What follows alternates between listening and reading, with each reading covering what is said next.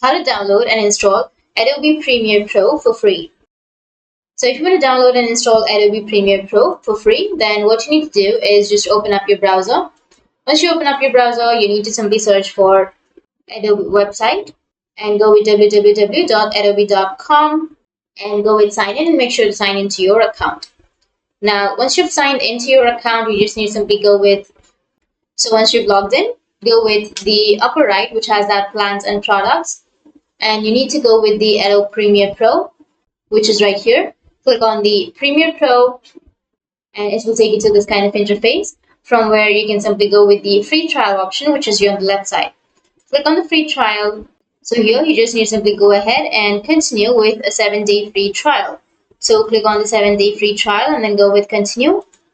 And you won't be charged for your free trial. You'll be directed to a page where you can download the Adobe Creative Cloud desktop app. You need to download and install the app on your computer. Once the Creative Cloud app is installed, you need to open it and sign into Adobe ID. Then navigate to the Apps tab and find the Premiere Pro and click on the Install button to begin with the installation process. And after that, you can launch the Premiere Pro after the installation is completed. And from the Creative Cloud app, it will be opened on your computer application.